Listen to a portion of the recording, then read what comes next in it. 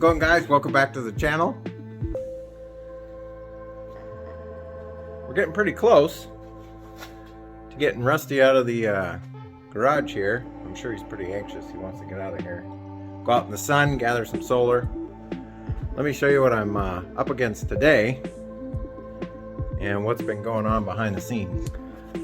So one of the things I did, not a big deal, but I increased the strength of the transmission mount by using a piece of unistrut that's back-to-back 7/8 instead of the single 1 5/8.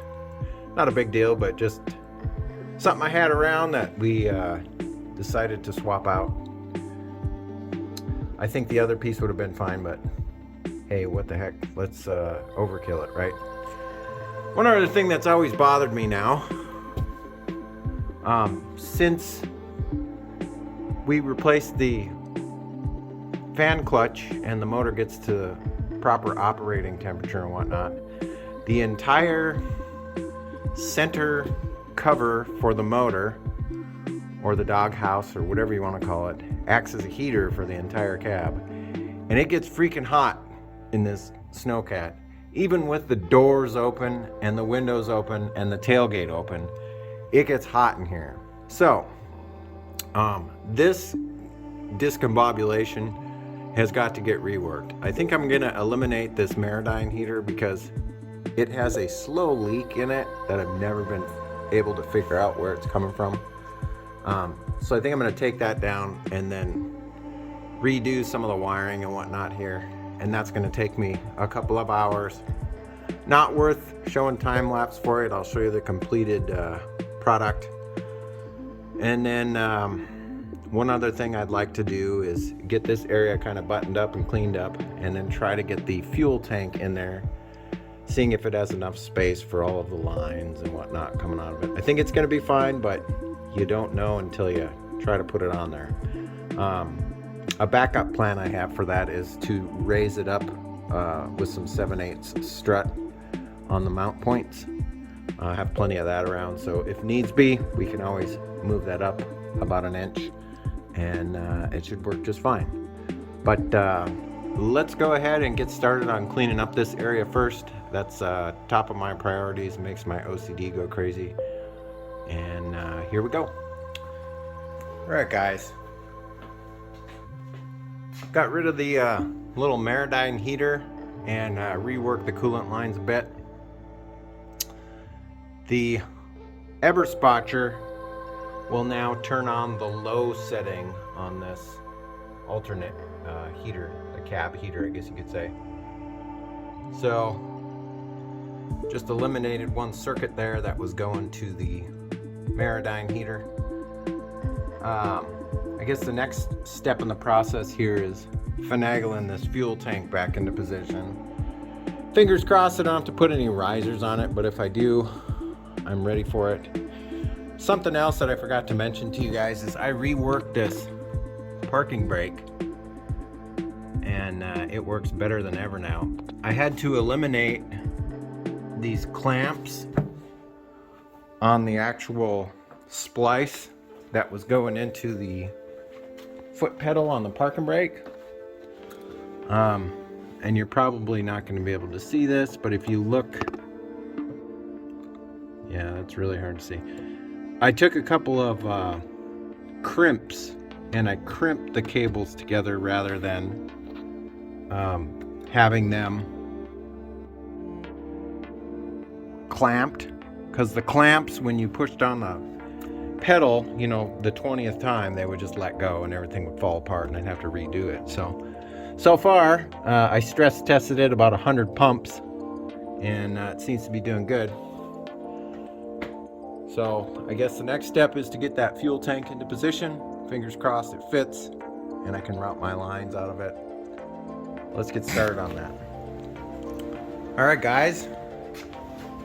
Well, we got it in. It is a tight fit, but it fits. So there's about maybe 3/8 inch of space between the fitting on the bottom of the fuel tank and the top of the transmission. But remember, transmission can't really go any higher. It's kind of up against the strut there, and the bolts are tensioned down to the where it should be sitting as far as level goes. So I don't think it's going to be an issue. On top of that, if there is anything touching the bottom of the fuel tank, it's a smooth surface. So yeah, that worked out surprisingly well. This is kind of coming together really nicely, and I'm glad I took the time to do a little bit of research and figured out that this bell housing actually existed, which has proven to be a godsend. I guess the next thing that we're going to be doing, which is not going to be fun and I'm not looking forward to it, is getting these intermediates off so that I can take them in to get them foam filled. The front and rear tires are foam filled already, and they're doing fantastic. There's absolutely nothing wrong with them. They're not having a hard time. There's very little wear on the sidewalls, which is one of the warning signs a lot of times of impending doom as far as foam filled tires go. But yeah, I think I have a technique to use that I can get those off without taking the tracks off, but we'll see if it actually ends up working. So let's get started on that. All right, guys, I was doing a little test fitting of the drive shaft here, and it definitely needs to be lengthened. However, the cap size on this is wrong. They're the correct width, but the U-joint is probably different. And I still don't have the correct bearing caps that go on that thing. I just can't figure out which one it is. So I'm gonna have to get dimensions for the length, and I'll probably have to pull that drum off and take that into the drive shaft shop so they have something to reference. Yeah, so there we are on that process. I still haven't got the wheels and tires off, but I'm working on that next. All right, as you can see, I got all of the wheels off, and the technique I used is I jacked it up off the ground.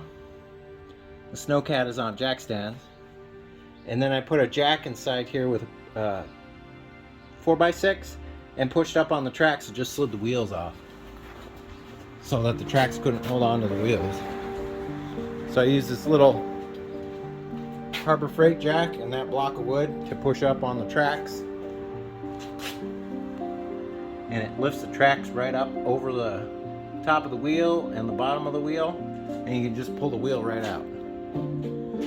So now I got to pull the seals and the bearings out of them, and they are ready to go to Industrial Tire in Portland to get foam filled.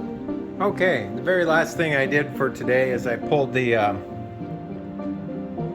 drive shaft yoke, or the transmission yoke, so that they had something to match it up to when I brought the drive shaft in. So this week I'll be bringing in the tires and wheels and the drive shaft, and depending on how far behind or how far ahead they are, I may be able to get them back by Friday. That's what I'm hoping for. I'm hoping for the best, but I'm kind of expecting the worst, which has kind of been the norm for lately. But that's probably as far as we can go today, guys. If you like this video, give me a thumbs up. If you're not subscribed yet, I'd love to have you as a subscriber, and you're going to want to stay tuned. We got a little bit of maintenance coming up on Able, and then at the end of April we are going on a 6-day expedition to an area we haven't been to before. So I'll be putting together a small series for that.